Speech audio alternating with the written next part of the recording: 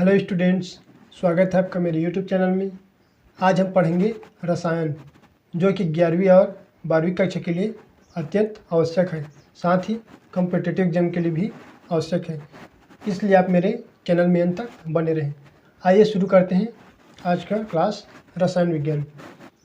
रसायन को इंग्लिश में केमिस्ट्री कहा जाता है। केमिस्ट्री शब्द का व्युत्पत्ति मिस्र देश के प्राचीन नाम कीमिया शब्द से हुआ है, जिसका अर्थ होता है काला रंग।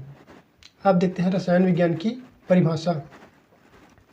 रसायन विज्ञान विज्ञान की वह शाखा है जिसके अंतर्गत पदार्थों की संरचना, गुणों और उसमें होने वाले परिवर्तनों या अभिक्रियाओं का अध्ययन किया जाता है।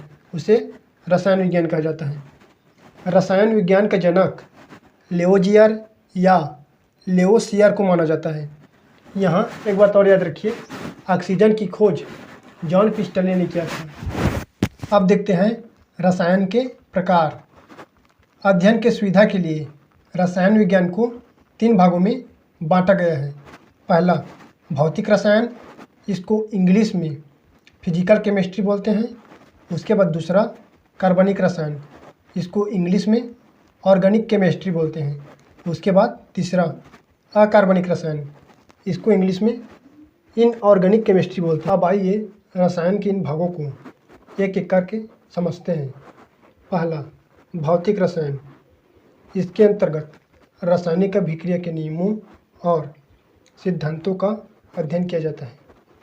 साधारण शब्दों में कहा जाए तो भौतिक रसायन के अंतर्गत कार्य, ऊर्जा, बल, आवेश, गति, ताप, दाब से संबंधित घटनाओं का अध्ययन किया जाता है।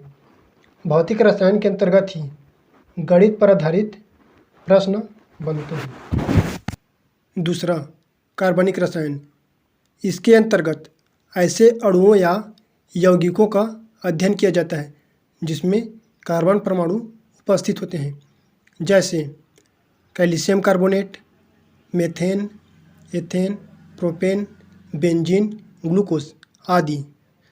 ये सभी में कार्बन परमाणु उपस्थित हैं, अतः ये सभी कार्बनिक रसायन के अंतर्गत आते हैं।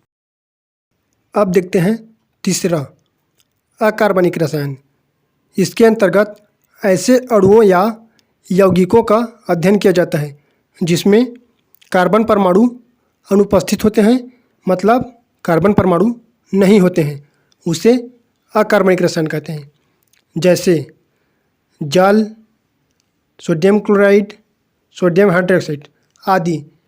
इन सभी अणुओं या यौगिकों में कार्बन परमाणु अनुपस्थित हैं, अतः यह अकार्बनिक रसायन के अंतर्गत आते हैं।